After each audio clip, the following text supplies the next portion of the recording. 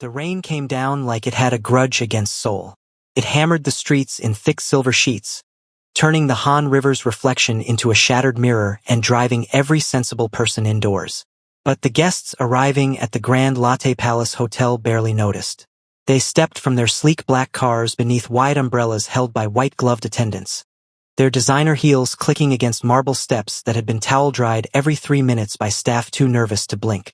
Inside, the hotel blazed with warm golden light, with crystal chandeliers that cost more than most people's apartments, and with the kind of laughter that only comes when money removes all reasons to worry. Korea's most elite had gathered tonight for the Kong Foundation annual charity gala, though the more honest word for it was performance. A performance of generosity, of importance, of access. Bidding paddles would rise for art that would never be hung. Checks would be written for causes that would be forgotten by Monday. And at the center of it all, as he was at the center of most things in Seoul's business world, stood Kang Min-jae. He was 30 years old and he wore it like a throne. Tall, broad-shouldered, with sharp cheekbones that photographers had described in publications as architectural. Min-jae occupied the room the way weather occupies a sky, completely and without asking permission. He stood near the east window with a glass of Chateau Petrus he hadn't touched, listening to a fund manager explain something about quarterly projections. He nodded at the right moments. He asked a precise question that made the man stutter. Then he excused himself with a politeness so controlled it barely qualified as warmth. It wasn't that Min-jae disliked people. He had simply spent 30 years watching people perform for proximity to power, and the theater had long since bored him. He had been the youngest CEO in Kong Group's 100-year history, taking the position at 26 after his father's health declined. He had tripled the company's international revenue in 4 years. He had been on the cover of Forbes Asia twice. He had also been engaged once, briefly, to Han Sorin, actress, socialite, the kind of woman the internet called perfect, and had ended that quietly because he found that even perfection could be a performance. He wanted something real. He had simply stopped believing he would find it in rooms like this one. Sir, his assistant, Park Ji-hoon, appeared at his elbow. The young man had the permanent expression of someone calculating disaster probabilities. Senator Yu is asking if you'll say a few words before the auction. In 10 minutes. Of course. Ji-hoon hesitated. Also, the rain is causing some delays outside. Some protesters were seen near the east entrance earlier. Something about the Mapo district redevelopment. Min-jae's jaw tightened almost imperceptibly. Handle it. Yes, sir. The Mapo situation was a headache he'd inherited rather than created. A corrupt project manager had pushed a demolition 6 weeks early, before residents had received proper notice or compensation, and an entire block of small family businesses had been flattened before anyone senior enough to stop it had found out. Min-jae had fired the manager. He had opened an internal investigation. He had done what he considered the appropriate corrective steps. But the press had been circling, and the timing was ugly. He was moving toward the senator when the doors exploded open. Not opened. Exploded. Both grand mahogany doors swung back against the walls with a crash that silenced the string quartet mid-note and sent champagne sloshing from a dozen glasses. Every head turned, and through those doors came a woman. She was soaking wet from the crown of her head to the soles of her sneakers. Her dark curly hair had been flattened and then re-expanded by the rain into something enormous and wild, haloed by the hotel's entrance lights. She wore a gray hoodie with a bleach stain near the pocket, ripped jeans that were more dark water than denim at this point, and white sneakers that had gone entirely gray. She was tall, nearly 5'9", and she moved like she'd never once in her 25 years been intimidated by a single room she'd walked into. Behind her, attached to each of her arms like the world's most reluctant accessories, were 2 of the hotel's security guards. They were big men, trained men. They were also completely failing to stop her because she wasn't fighting them. She was simply walking forward with a purpose so absolute that their resistance didn't register as a relevant variable. Zara Williams looked across the frozen, glittering room full of Korea's richest people in their most expensive clothes, and she found Min-jae's face in approximately 4 seconds. She pointed at him like a verdict. You! Her voice had no trouble filling the room. It had the kind of natural projection that came from a childhood spent in a loud household, in a neighborhood where you announced yourself or got overlooked, in a family where her grandmother had always said that a woman's voice was her first dignity and she should never swallow it for anyone's comfort. The whole gala held its breath. Min-jae turned slowly, the way a man turns when he is in charge of his own reactions and intends to demonstrate it. His dark eyes found her. He studied the wild hair, the soaked hoodie, the fire in her expression. He had genuinely never seen her before in his life. Zara was already crossing the room, moving between pearl-draped matrons and stiff-backed executives who stepped aside less from courtesy and more from the sheer velocity of her arrival. She reached him, grabbed the lapel of his custom-tailored jacket, the jacket that had been made for him in Milan and had a 3-month waiting list, and she pulled him down to her eye level with a grip that suggested she'd worked physical jobs and wasn't fragile about it. "You rich liar," she said. Her accent was American, southern edges softened by years of New York, voice rough with exhaustion and something that was trying very hard not to be grief. "You forgot me?" Min-jae looked into her eyes. They were dark brown with gold near the iris, which was a strange thing to notice, but he noticed it. He also noticed that she was shaking slightly, though from cold or emotion he couldn't tell. "I have never seen you in my life," he said, perfectly level. Something shifted in her expression. A flash of something more complicated than anger, and then she released his lapel and slapped one open palm against his chest. Not a violent slap. More like a punctuation mark. "Exactly. That's the problem." The room erupted in whispers. Phones rose like a slow tide. Camera flashes began. Min-jae glanced at Ji-hoon, who had gone the color of copy paper. "Sir," Ji-hoon said faintly. "We're already trending." Min-jae gritted his teeth. "Who are you?" he said to Zara, keeping his voice quiet and controlled. "And what do you want?" She stepped back, looked around the room at all the recording phones and whispering mouths, and then, with a decision that was clearly either brilliant or catastrophic, she stepped up onto the nearest chair and then onto the table behind it. A floral centerpiece toppled. A waiter made a desperate lunge for a glass and missed. From her elevated position, Zara surveyed the room like she was addressing a town hall. Her soaked sneakers left wet prints on the white linen. "My name is Zara Williams," she announced. "I am from Atlanta, Georgia, United States of America, and this man's company bulldozed my grandmother's market. Her family business. 43 years of operation. Gone in one morning because some corrupt manager decided the paperwork could wait." Her voice cracked slightly on the word grandmother and then firmed back up like she'd grabbed it by the collar. "My grandmother spent everything she had on that market. My mother grew up behind that counter. I grew up visiting it every summer. And these people took it and sent a form letter." The room was completely silent now. Not the polite silence of wealth at dinner. The stunned silence of an audience that had not expected tonight to matter. Min-jae watched her. He was running calculations, PR damage, stock implications, legal exposure, but beneath all of that, something else was also happening. Something he didn't have a spreadsheet for. "What do you want?" he asked again. She looked down at him from the table. And then, because the universe apparently had a sense of humor, Zara Williams crossed her arms and said, "A husband." The silence lasted exactly 3 seconds. Then the Grand Latte Palace Hotel's ballroom detonated into noise. 3 hours later, the gala was technically still occurring but spiritually had ended the moment Zara climbed that table. Min-jae sat in the hotel's private meeting room across from his grandfather, Kang Sung-won, chairman emeritus, who had arrived from his residence with the unhurried energy of a man who had survived 4 economic recessions, 2 corporate scandals, and 1 actual typhoon, and considered this current situation mildly interesting. Zara sat on the other side of the table with a hotel towel around her shoulders, her curly hair now partly dry and fully enormous, holding a cup of hot tea with both hands because she was still cold from the rain.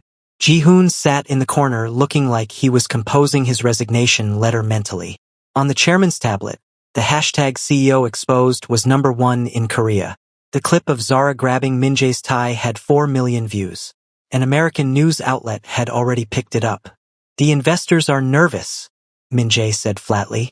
"We can issue a statement. Acknowledge the Mapo situation. Announce expanded compensation for affected families. Statements," his grandfather said pleasantly, "are for people who have not already gone viral." Min-jae stopped. Chairman Kong set down his tea with the deliberateness of a man about to say something he had already fully decided. He looked at Zara. Miss Williams, you said you wanted a husband. Zara, who had been quietly calculating whether the hotel would charge for the tea, looked up. I was being dramatic. Of course. But consider this undramatically. The chairman folded his hands. My grandson needs to demonstrate that his concern for your family's situation is not political performance but personal commitment. You need substantial compensation and, I suspect, someone to help you navigate whatever legal and logistical battles you came here to fight. A contract marriage, 1 year, would address both. Zara stared at him. Then she looked at Min-jae. Min-jae's expression was the face of a man being asked to swallow something very large without water. You want us to get married, Zara said slowly, contractually, for 1 year, after which you will divorce amicably. You will receive a settlement that will more than restore your family's losses, and my grandson will have demonstrated to the public that this situation was resolved with integrity. Zara was quiet for a long moment. Min-jae watched her process it, watched something move behind her eyes that he couldn't name yet. Do I get a mansion? She asked. Min-jae closed his eyes. You would reside in the family estate, yes, Chairman Kong said. Zara nodded very slowly. A smile began somewhere in the corner of her mouth and spread with the unstoppable patience of sunrise. Okay, she said, but I have conditions. She arrived with 4 suitcases, a rice cooker, a portable Bluetooth speaker the size of a small engine, approximately 11 bottles of hot sauce in a reusable bag, a plastic container of jollof rice her auntie had made her promise to eat before it went bad, and her auntie herself technically in the form of a video call that had been running continuously since Incheon Airport and showed no signs of ending. Min-jae watched the procession from the top of the estate's front steps with the expression of a general watching an enemy approach from a direction he had not anticipated. She's beautiful, his housekeeper Mrs. Cho said beside him, slightly awed. She's a hurricane, Min-jae said. Those aren't mutually exclusive, sir. He had a list. He had prepared a list, which was how Min-jae handled every new variable. He identified parameters, established expectations, and created structure. He had spent the previous evening drafting the house rules with the same precision he brought to acquisition agreements. He intercepted Zara in the marble foyer while the staff were still exchanging alarmed looks over her luggage situation. There are some guidelines for shared residence, he said, producing the neatly folded paper. Zara took it, glanced at it, then looked up at him. You actually made a list. Several of these points are non-negotiable. She read aloud. No shouting, no mess, no unauthorized guests, no dancing in communal spaces, no touching personal belongings. She folded the paper carefully and put it in her hoodie pocket. Okay. He studied her. It had been too easy. Okay. She picked up her Bluetooth speaker. Where's my room? Mrs. Cho showed her upstairs. Min-jae returned to his study, allowed himself precisely 90 seconds of cautious optimism, and then heard it. Afrobeats, pulsing through the floor of the estate like a second heartbeat, big and warm and completely unapologetic. Not quietly from her room.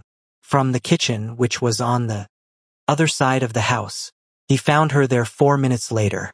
She had connected the speaker to some acoustic point in the kitchen that made it sound like the room itself was playing music. She was demonstrating a dance step to 3 of the kitchen staff who were watching with the intensity of students before an exam, and Chef Park, a 53-year-old man who had trained in Paris, was attempting to replicate her hip movement with the focused commitment of someone who refused to fail at anything. You were supposed to be in your room, Min-jae said. I was hungry. She gestured at the stove, where something was already smelling extraordinary. I'm making eggs. You want some? I have a chef. And now your chef is learning to dance, so. She turned back to the lesson. Min-jae watched Chef Park miss a beat and try again. He watched the 2 younger kitchen staff laugh and cover their mouths. He watched Zara encourage them with the easy warmth of someone who genuinely enjoyed other people's joy and wasn't performing it. He turned the music down manually from the panel near the door. Zara turned it back up from her phone. They looked at each other. This, Min-jae understood, was going to be a longer year than he had projected. What he had not projected, and what began to happen over the following 2 weeks with a gradualness that made it harder to resist, was the way the house changed. Not dramatically, not all at once, But Mrs. Cho started smiling before noon, which had not previously been her pattern. The kitchen staff lingered after their shifts longer than necessary. Even the groundskeeper, a taciturn man who communicated primarily through meaningful silences, had been seen nodding along to something while raking gravel. Zara was not trying to charm anyone. That was the thing that confused Min-jae most about her. Every woman he'd spent significant time near, and he was aware that this was the reality of his life, had been aware of him as an audience. Not cruelly, not cynically, but aware, adjusting, performing some version of themselves that was calibrated for his presence. Zara seemed to have missed the memo that he was the most powerful person in most rooms. She argued with him about the thermostat. She left her shoes in the entryway despite being told twice.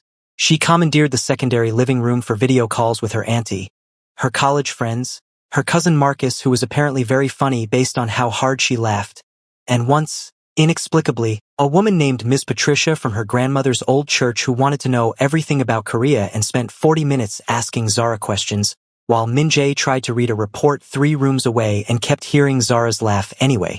He noticed things he didn't mean to notice. She read before bed. Real books, not screens, thick paperbacks she hauled around in a canvas bag. She put hot sauce on things he didn't think were architecturally suited to hot sauce. She was learning Korean from a battered phrasebook and practiced on the staff, getting the tones completely wrong in ways that made them laugh and correct her with patient delight. She called her grandmother's name into conversations the way you mention someone who's still present in the room. Not with grief, but with the living ongoing love of someone whose absence you refuse to make permanent. He was not supposed to find any of this interesting. He found all of it interesting. The moment that cracked something open happened on a Tuesday. He'd come down at midnight for water. He didn't sleep well, hadn't since his 20s, something his doctors had opinions about, and found the kitchen dark except for the light above the stove, and Zara sitting on the counter eating cold rice with a spoon, watching a video on her phone with one earbud in. She pulled the earbud out when she saw him. Couldn't sleep. I came for water. There's water in your room. You have a full bathroom. She studied him. And a mini fridge I found while snooping, which you should know about. You were snooping? Exploring. It's a big house. She offered him a spoonful of rice. He stared at it. She withdrew it and ate it herself. You want to tell me why you actually came downstairs? Or are we doing the water story? Min-jae was quiet for a moment. He got his glass of water. He leaned against the counter opposite her. What are you watching? She angled her phone so he could see. A video of a market, outdoor, colorful, full of people. An older woman in a bright orange head wrap haggling cheerfully with a customer over the price of plantains. My grandma's market, Zara said. My cousin filmed it like 2 years before she died. Before everything. Min-jae watched the video. The old woman on screen threw her head back and laughed at something, and even in the tiny phone screen and poor lighting of the kitchen, you could see the life in her. She looks like you, he said. Zara looked at him sharply, then back at the phone. Her jaw moved. Yeah, she said quietly. She does. Han So-rin arrived on a Wednesday, because she had always had a gift for timing. She appeared at the estate without calling ahead, which she knew was one of the things Min-jae tolerated from her specifically, because they had known each other long enough that the rules had different textures. She was dressed impeccably. She was always dressed impeccably. It was practically a career requirement. In cream silk and heels that added 4 unnecessary inches to a height that was already sufficient. Her hair was perfect. Her makeup was the kind that made you forget there was any makeup there at all. She had, by every external measure, nothing to be insecure about. She also had, in Min-jae's estimation, come here to assess Zara. This was not a courtesy visit. Zara was in the secondary dining room eating cereal directly from the box. She'd explained this habit to Mrs. Cho as efficiency, and wearing oversized pajama pants printed with cartoon clouds and a sleep shirt from a 2019 music festival. Her hair was in a pineapple on top of her head.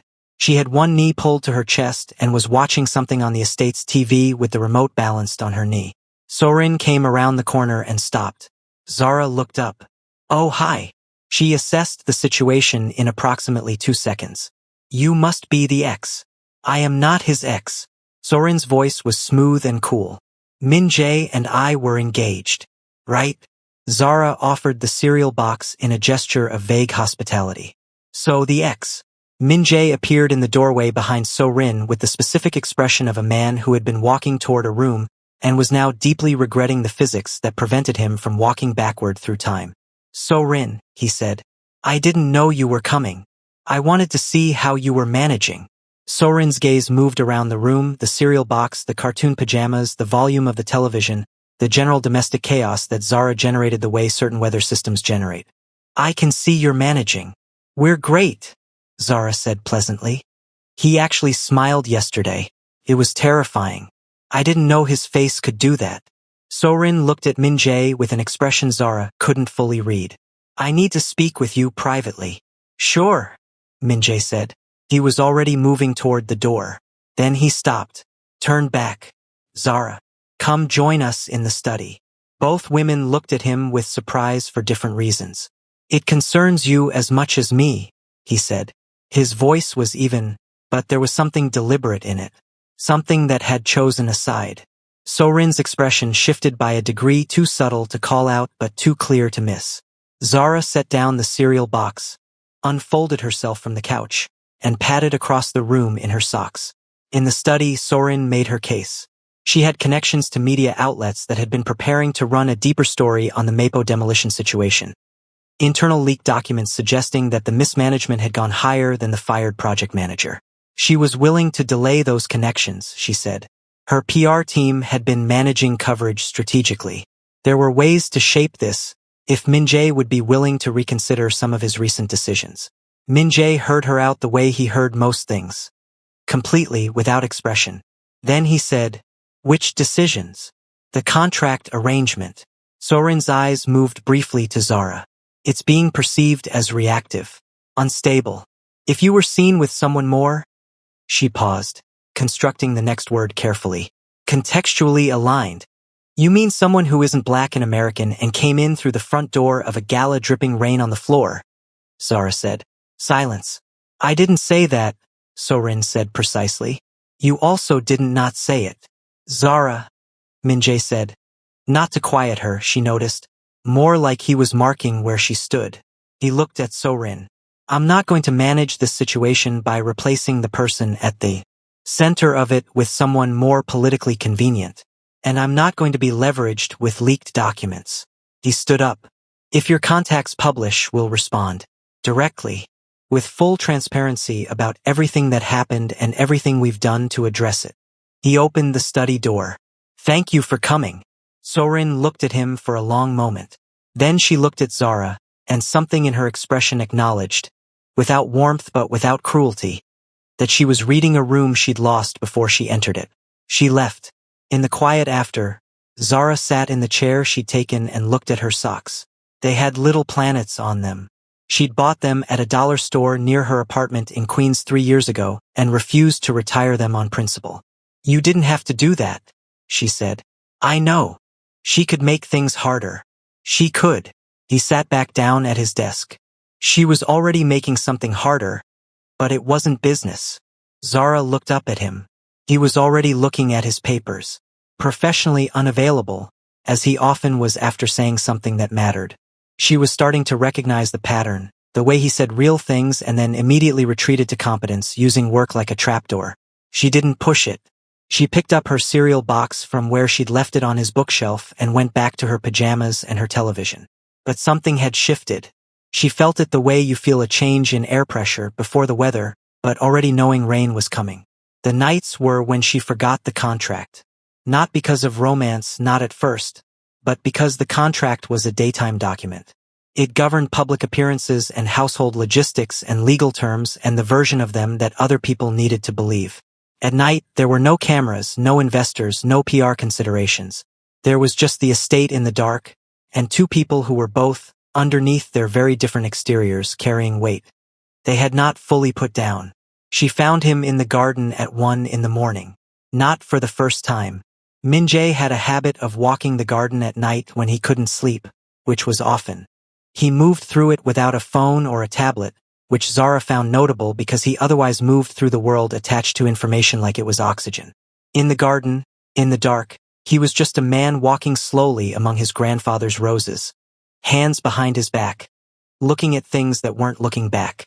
She'd started joining him without announcing that she was joining him, which he'd allowed without acknowledging that he'd allowed it. They had developed a language of comfortable silences that neither of them had named. She told him about her grandmother properly on the fourth night. Not just the market, the whole of her. Nana Jean, who had emigrated from Nigeria at 22 with one suitcase, and the specific ferocity of a woman who had decided that her children would not want for anything, ever, regardless of what it cost her. Who had built the market from a folding table on a sidewalk. Who had raised Zara's mother and then, when life scattered the family in complicated directions, had raised Zara too. Summers and school breaks and eventually a full 3 years when Zara was in middle school and her mother was getting herself back together. Who had made jollof rice every Friday and required everyone present to eat until they stopped being sad. Who had sent Zara to college with a check that Zara only later understood represented most of Nana Jean's savings. She never told me it was hard, Zara said. The garden was dark and smelled like night-blooming jasmine and the distant city. That's the part one keep coming back to.